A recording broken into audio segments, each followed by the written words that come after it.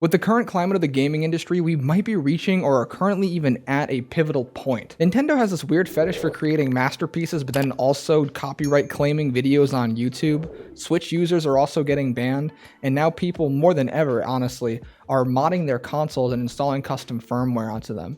Honestly, what the heck is going on? I don't think it's crazy to say that Nintendo is an absolute monolith for creating just perfect video games. Their ability to churn out consistently amazing games while using last generation-esque hardware is honestly astonishing. I mean, Breath of the Wild and Super Mario Odyssey came out 5 years ago and they still totally dominate the top released Nintendo games on Metacritic. Which, you know, sounds about right. And honestly, I'm not a generous person when it comes to rating video games. I'm pretty harsh on them. So agreeing with a score that high is pretty wild for me. I think what Nintendo does best is reel back in players from a couple of years ago. I mean, honestly, how many of you guys have just randomly thought about a Wii game that you used to play, like Wii Sports Resort or Super Mario Galaxy, and the next thing you know, you're on like this vicious urge to go play that game again, and like nothing will get in your way. It's happened to me like so many times. I mean, I literally just set up my Wii U again for the express purpose of going pro in all the sports on Wii Sports, and don't even get me started with Wii Sports Resort. Nintendo seems to have a knack for that 2-week Minecraft addiction vibe. You know, when you don't play Minecraft for months, but then you pick the game back up again just one random day, and suddenly you're in complete grind mode for like multiple days in a row, sometimes weeks. Yeah, like that. Even people who don't particularly play many video games have incredibly fond memories of Nintendo's games and systems. Want an example?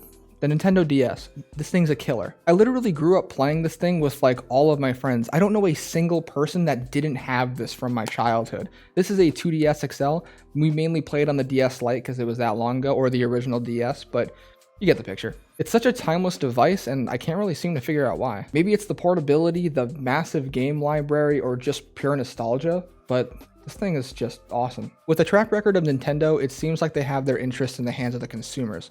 Well, that's just not true in any way, and I hate to break it to you guys. Over the past couple years, Nintendo has upped the ante on copyrighting YouTube videos that feature their game soundtracks. And if you've ever heard of the YouTube channel Gilva Sunner, which was a channel dedicated to uploading Nintendo OSTs, well, you would be familiar with the whopping 3,500 copyright strikes and immediate termination that this channel received. I don't think there's ever been a channel that was demolished in such a quick gesture. The thing is, these strikes were in fact in compliance with YouTube's rules, so fighting against them was basically futile. This was just one prime example though. Nintendo's copyright claims are known to extend to smaller actions as well, including very small segments of their music, and I mean very small segments of their music, in the background of a video, like background music, or taking a video down if the person in the content is shown or suspected to be playing a pirated copy of their game. Now yes, while these strikes are still in compliance with YouTube's rules, the likelihood of this happening from a company like Sony or Microsoft is much, much lower, although they're definitely not perfect either. Here's the funny thing about consumers though.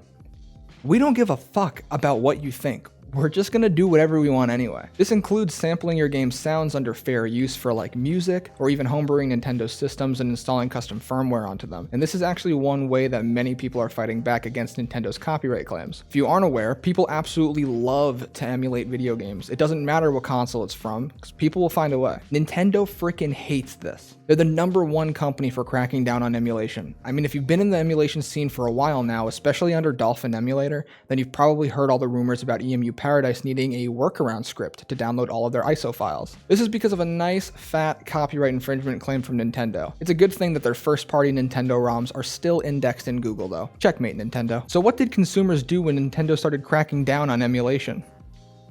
They just kept doing it.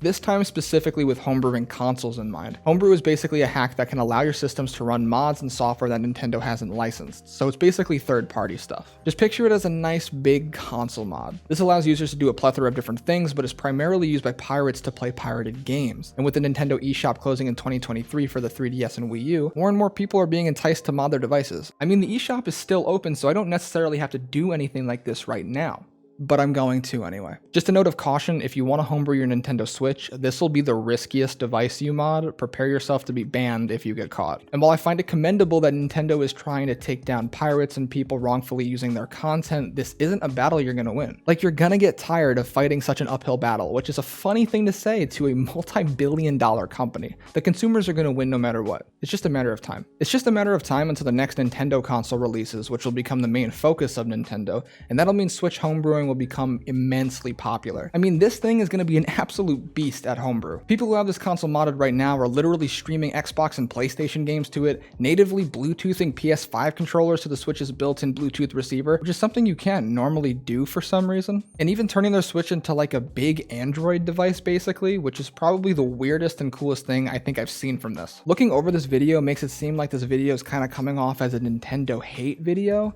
but that's just not the case, and I want to say that right now. I thought it would be fun to outline the way that Nintendo has interacted with their consumers and how the consumers have, interacted back, their actions back towards them. The responses from consumers in recent years are pretty drastic, I won't lie. Like, the rabbit hole runs deep, let me tell you. There's an immense amount of people who respect Nintendo and their developers and will gladly shell out $60 for new game releases every other month or so. I mean, I'm going to be doing the same exact thing with Nintendo Switch Sports when it comes out, like, don't get me wrong, I'm probably going to pre-order it, and I'm against pre-ordering stuff. And the thing is, I've done this with like every other game on the Nintendo Switch. This thing in particular is a complete game changer, but I won't lie, it's definitely interesting to take a dive in how other people behave under specific circumstances, especially with a monolith of a company such as Nintendo. Also, please let Nintendo Switch Sports be amazing, because it's $50 and that's a lot of damn money. Thank you guys for watching. Also, check this out. This is my old Game Boy Color. My sister gave it to me, and it has Pokemon Gold in it. I thought I would just add that because I thought it was cool.